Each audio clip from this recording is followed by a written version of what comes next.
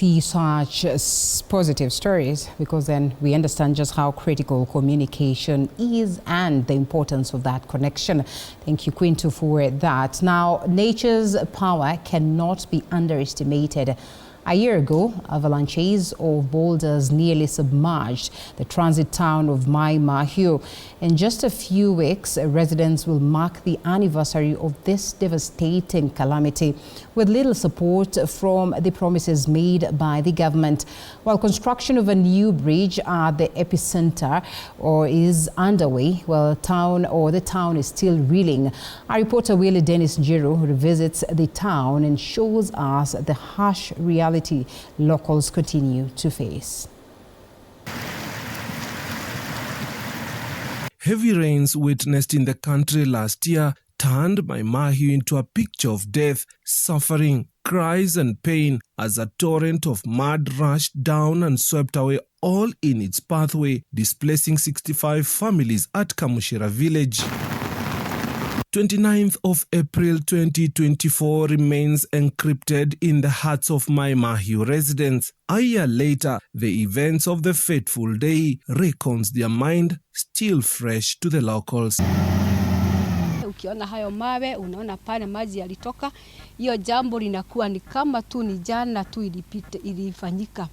Tuko na shida kubwa sana kwa sababu hiyo kitu inasumbua mawazo ya kila mtu ambaye anakaa hapa. Vile nililala kitu sana na 45 nikasikia sauti inakuja kwangu, sauti kazuri kama ni taxi inakuja, nikafikiria ni kama bibi yangu na watoto wanakuja, juu hakukuja hiyo Sunday, walikuwa wanakuja hiyo siku.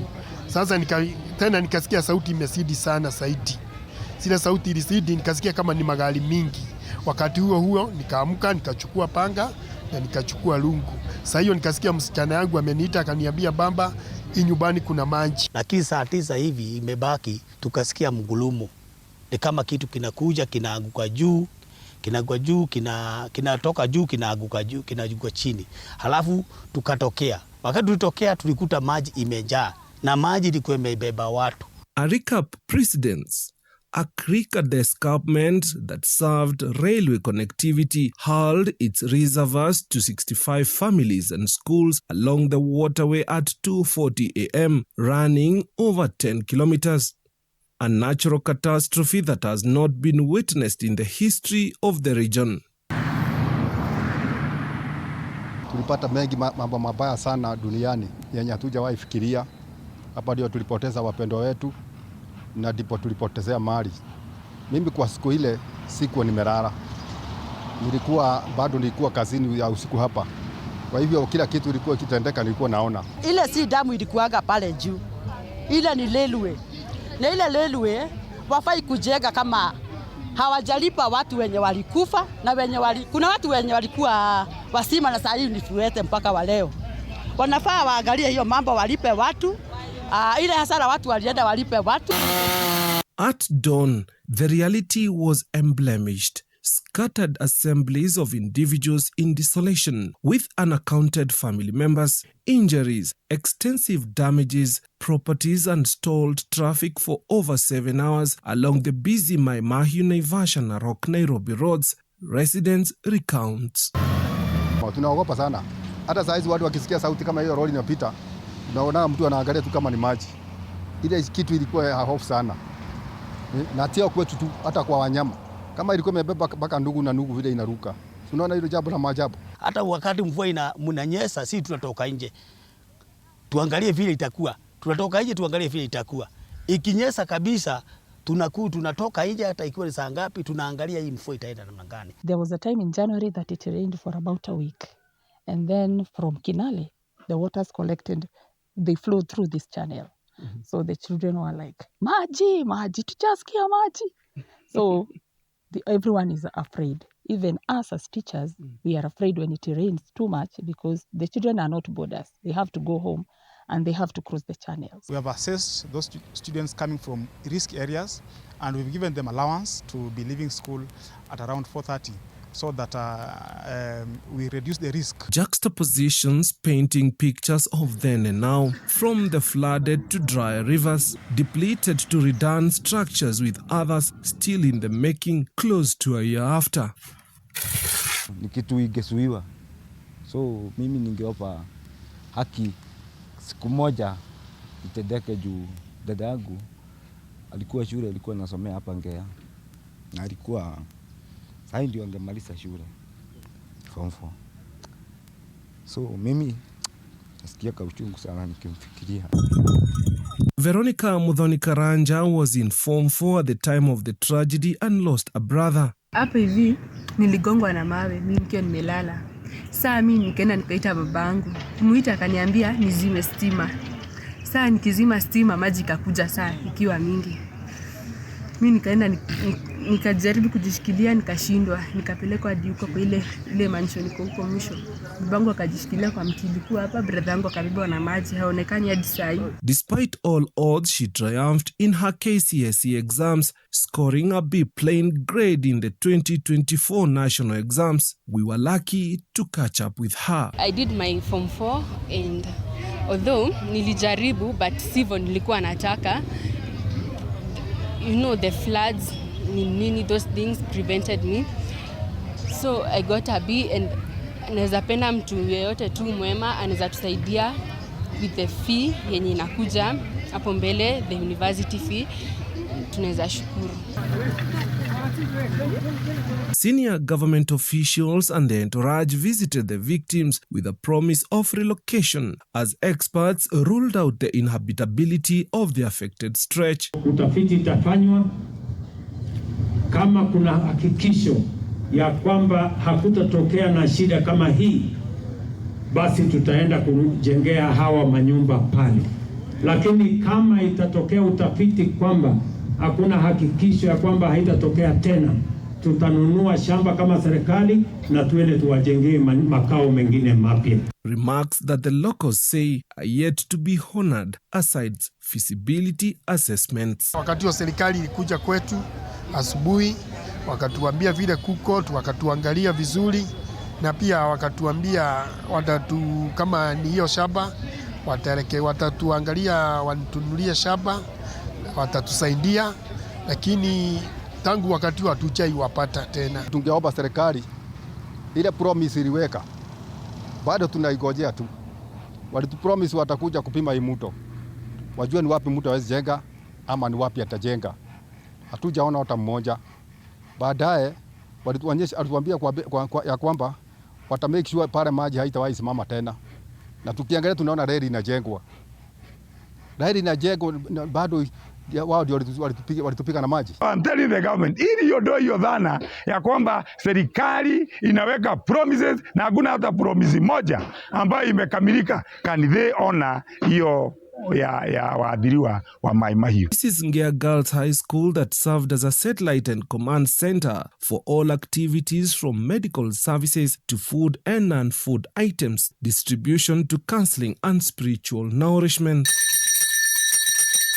Though the school norm is now back in operation, the journey, they say, hasn't been smooth. We hosted them for around 2 weeks approximately there, and because the schools had already been opened in other places, the ministry concerned with the same issue, plus the county government of Nakuru, decided that they shift these victims to other places. And fortunate enough, they found a place. Joy Vision School is one of the 2 learning centers by the base of the escarpment that were first hit by the waterfalls. Boulders here remain rife to date, though the playing ground has been cleared. The whole of the field was washed away and boulders were left.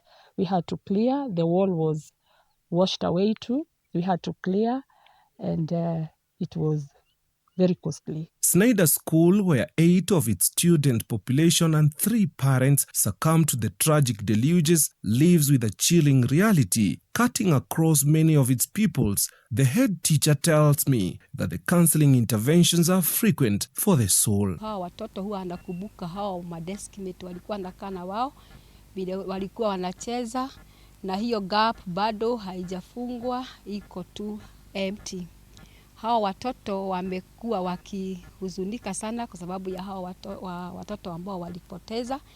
Pia hao wazazi ambao walipotea, hao watoto wako na shida sana juu sometimes unakuta wameanza kulia, wanasema ati wamedharauliwa na Mungu, lakini tunajaribu tu kuwaongelesha kidogo tu tuone kama watarecover. 32 of 47 counties were affected by these torrents, with 2,750 people displaced, in it being 900 schools nationally. 52 people to date remain unaccounted for, with 31 from Maai Mahiu tragedy, in spite multi-sectoral efforts by rescue mission teams here. There is a deep gully here that we have actually braved to get to at this time of the day to ensure that we unravel the mystery behind where all this water goes into. And we have actually discovered that there is a gully here over 100 feet where all this water is swallowed beneath and no one knows where it flows to. The amalgamation of the requiem mass to 61 victims, bewilderment, anxiety and disbelief to the strong act by Mother Nature could tell it all. Wakati wa mazishi tulipewa 150 kila mtu, kila mwenye alikuwa amekufa. Sasa dada yangu tulipewa 150 na baba na mama yangu 150. The rains are almost here, and every drop that quenches the ground sends a quiver down the spine to the survivors, with graves that lay bare here in the neighborhoods, cognizant of harsh reality and uncertainty. Around here, about 27 people went. They were swept away by the water and they died. So we can't take it in and sit comfortably with it. It will still stay etched in our hearts that some people went and they are not coming back. Some homes were swept, and what there is in that place are boulders. So we cannot sit comfortably with it and just relax. So it will always be hard on our part. At the horizon, the same sun that melts butter dries a pot truly exhibits here, as the escarpment largely dried up. Ironically, the town is a water deficiency area, despite sharing its noun in local dialect, Maai Mahiu, to mean hot water in Kikuyu dialect. There is hope at the end of the tunnel, as the construction of a permanent water passage nears completion that cut open last year, with engineers rushing to beat the deadline and the onset of the wet season that would jeopardize their efforts. The region receives immense flash floods from the upper catchment of Nyandarua that equally supplies its water to the capital city, Nairobi. The fateful and unfortunate catastrophic events of 29th of April 2024 still linger in the minds of the residents of this place, with only time that their hearts may heal.